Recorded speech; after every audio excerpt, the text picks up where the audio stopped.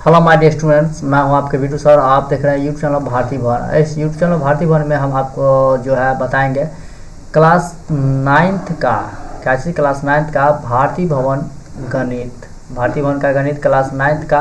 और इस class 9th के भारती भवन गणित में चैप्टर रहेगा क्षेत्रमिति। क्या रहेगा? क्षेत्रमिति, सॉरी क्षेत्रफल। क्या रहेगा? क्षेत्रफल। और इस क्षेत्रफल का जो इंग्लिश में बोलते हैं एरिया। और इसमें हम लोग कवर करने वाले हैं प्रश्न संख्या 6 से लेके 10 तक। कितना? 6 से लेकर के 10 तक कवर करने वाले हैं, और वो भी सबसे एकदम आसान भाषा में कवर करने वाले हैं ताकि आपको समझ में आ जाए और यहाँ पर कोई प्रश्न आपको नहीं छूटेगा। इस वीडियो को शुरू से लेके अंत तक देखिए। तो चाहिए आइए बात करते हैं, क्वेश्चन को स्टार्ट करते हैं। तो क्वेश्चन हमारा जो होगा जैसा कि आप देख सकते हो कि हमारे पास जो अगला क्वेश्चन 6 नंबर है।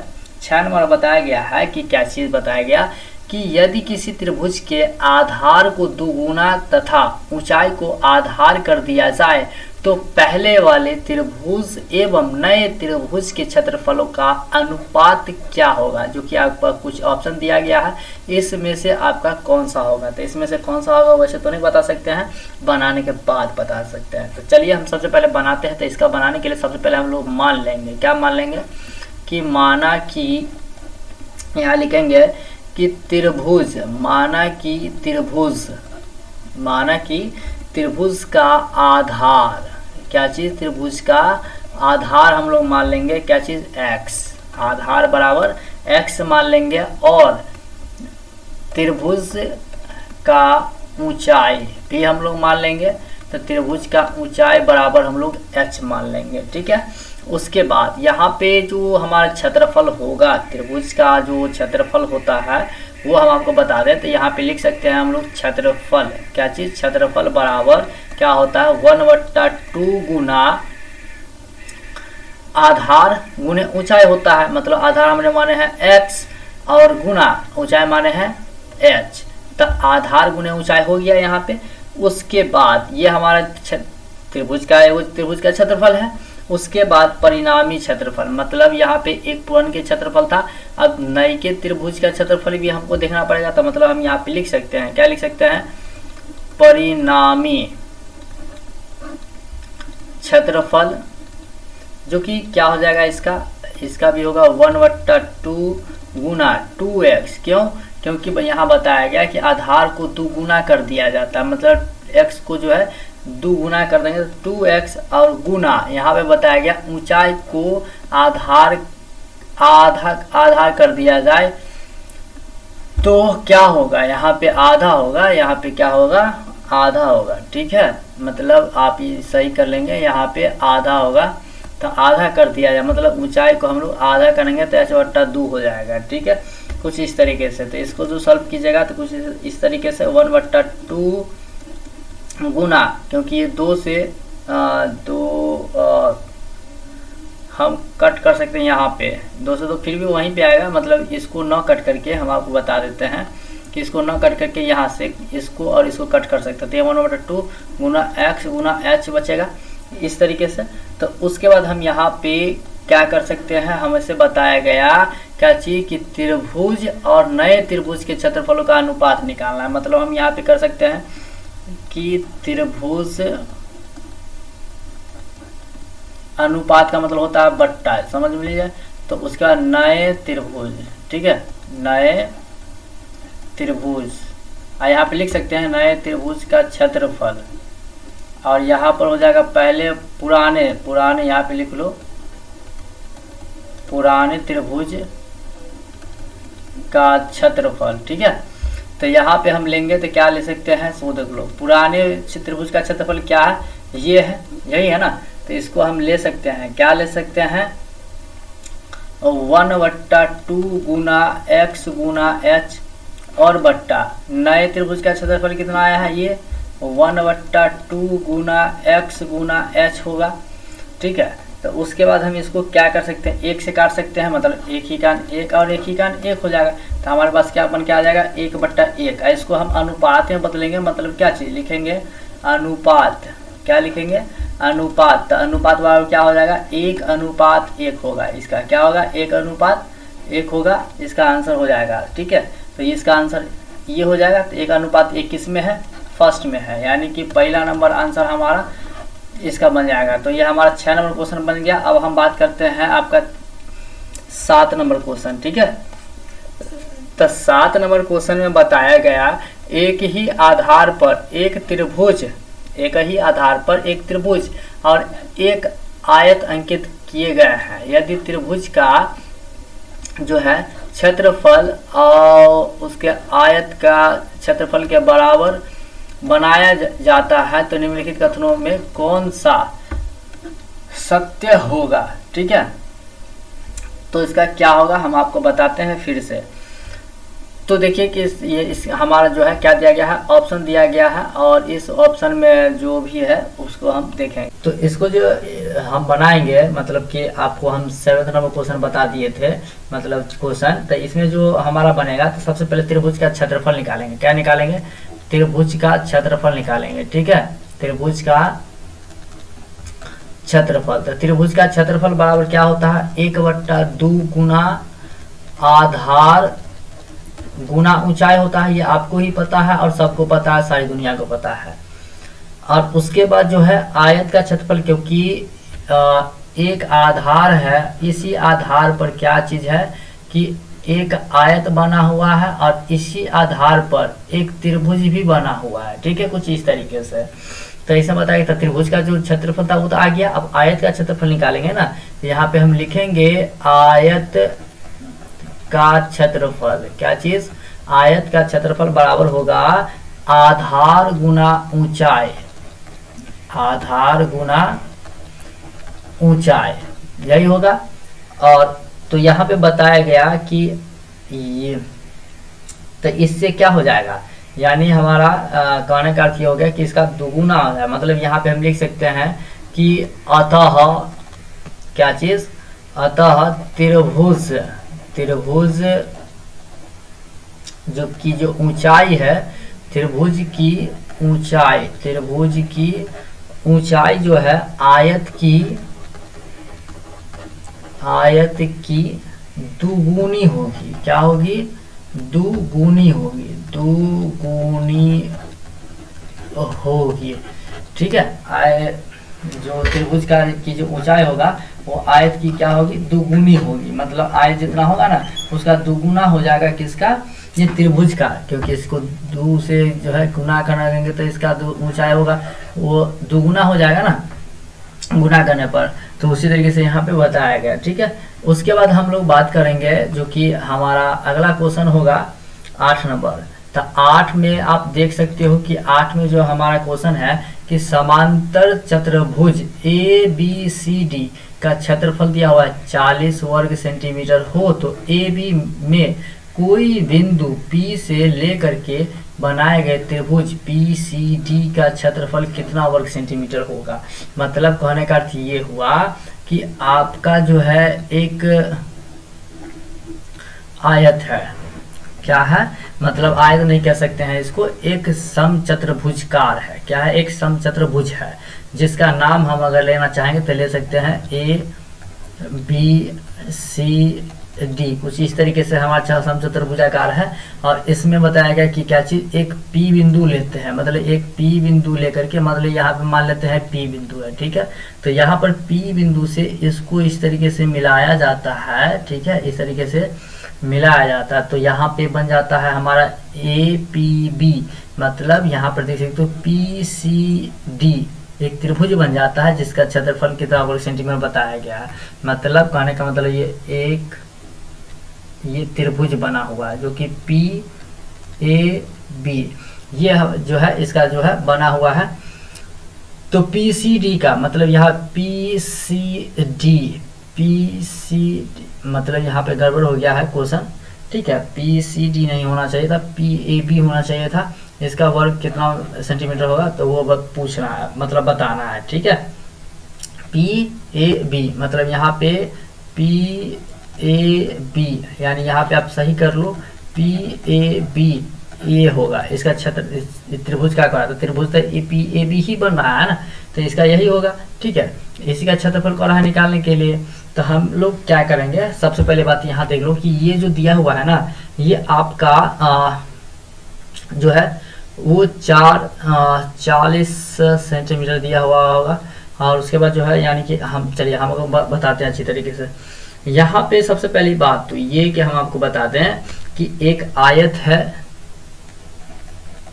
क्या है, आयत है। आयत क्या है, ए बी सी डी है, ठीक है।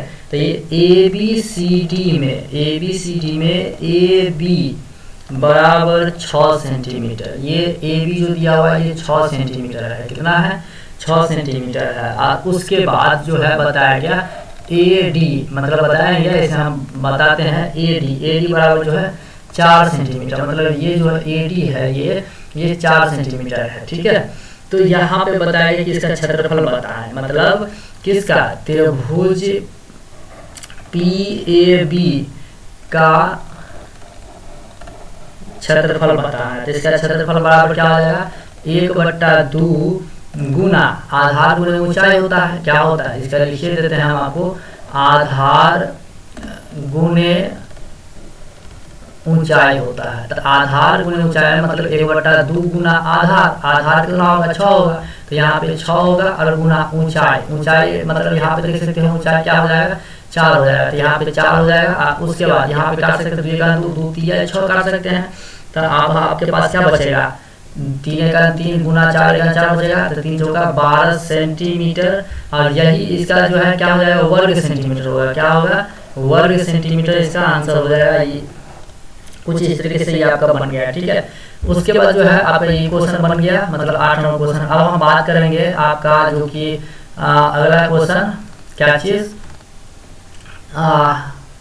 9 नंबर क्वेश्चन। क्या चीज, 9 नंबर क्वेश्चन हम आपको बताएंगे। तो 9 नंबर क्वेश्चन में जो है हम आपको बता दें कि 9 नंबर क्वेश्चन में क्या चीज, यहाँ पे देख लो 9 नंबर क्वेश्चन, ठीक है। तो 9 नंबर क्वेश्चन में जो क्वेश्चन आपका दिया हुआ है वो आपको लिख के बता देते हैं कि लिखा हुआ है उस समांतर चतुर्भुज का क्षेत्रफल ज्ञात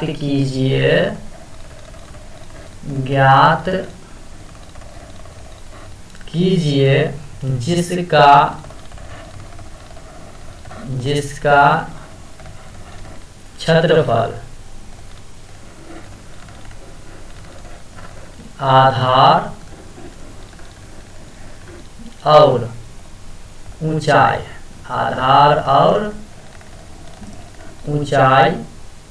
क्रमशः कितना है, x² इंटू x-3 और x+4 से निरूपित हो।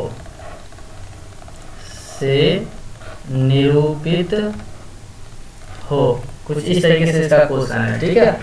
इस क्वेश्चन का क्या करना है कि आंसर देना है आपको। तो आंसर देने के लिए हम आपको बता दें कि इसको हमें सॉल्व करना होगा, ठीक है। तो सॉल्व करने के लिए हम आपको बताते हैं, सबसे पहले देखिए, तो सबसे पहले हम आपको ये बताते हैं कि एक हमारे पास समांतर चतुर्भुज है, ठीक है।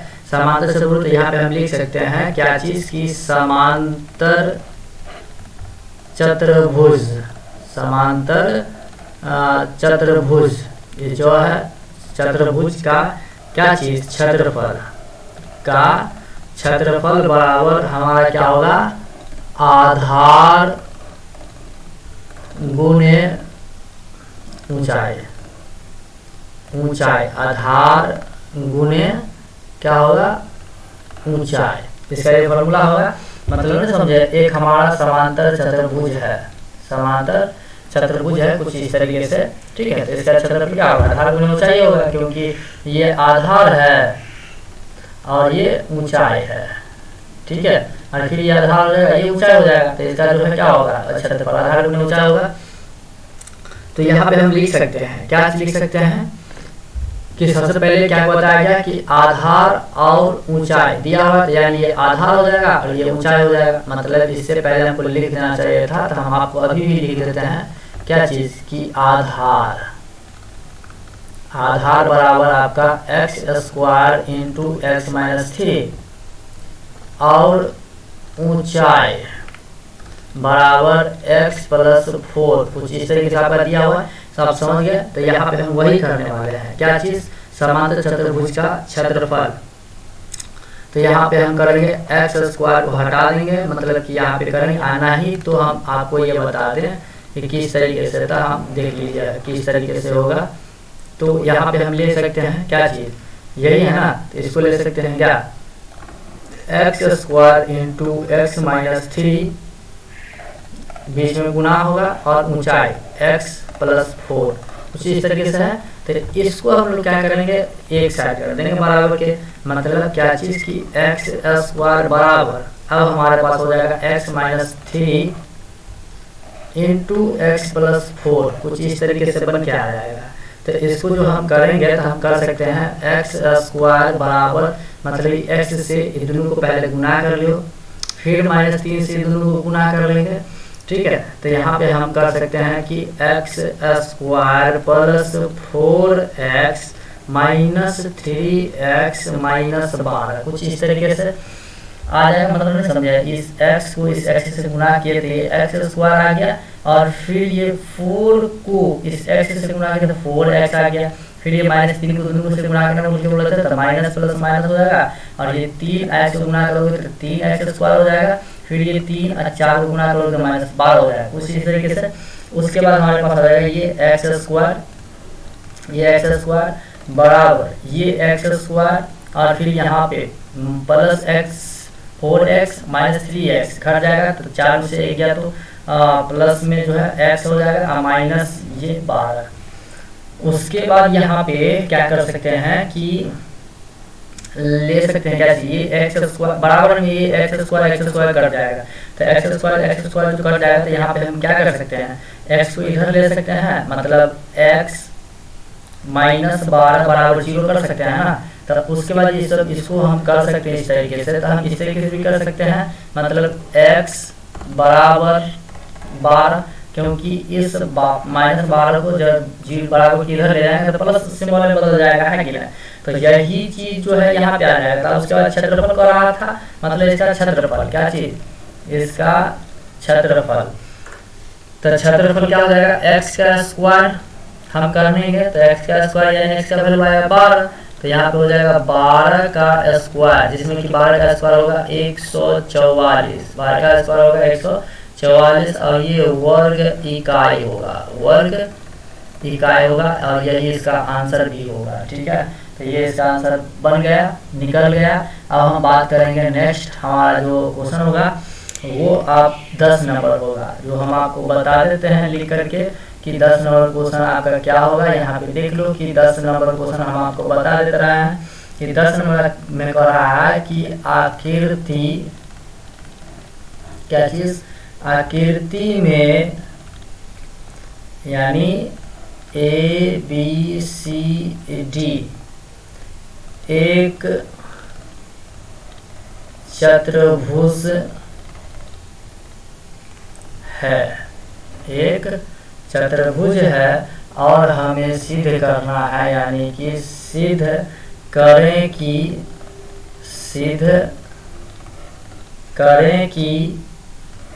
ABCD एक समांतर चतुर्भुज, एक समांतर चतुर्भुज है,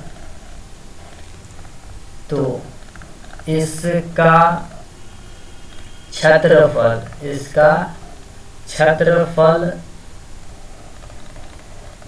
ज्ञात करें, इसका क्षेत्रफल ज्ञात करें, इसमें बताया गया ज्ञात करना है, ठीक है। तो कहने का मतलब ये हुआ कि हम इसको बनाएंगे, तो देखिए हम आपको बना के बताते हैं, दिखाते हैं, समझाते हैं। तो हमारे पास क्या बताया गया कि आकृति में जैसे बताया गया कि त्रिभुज ABCD एक समांतर चतुर्भुज है, ठीक है। यानी कहने का ये होगा कि इस तरीके से जो है हमारा एक चतुर्भुज बना हुआ है, हम आपको बना के दिखाते हैं। अच्छी तरीके से आप बने रहो इसमें अच्छी तरीके से, ठीक है। और ये यहाँ पे जो है ये 90 डिग्री का कोण बनाता है, 90 डिग्री का कोण बनाता है। ठीक है, तो यहाँ पे जो बताया गया ये हमारा ABCD कुछ इस तरीके से है, और ये हम आपको पहले बताया कि ये 90 डिग्री का कोण बनाता है और इधर ये 90 डिग्री का कोण बनाएगा। ठीक है, तो यहाँ पे जो ये बताया गया ये 3 सेंटीमीटर का होगा।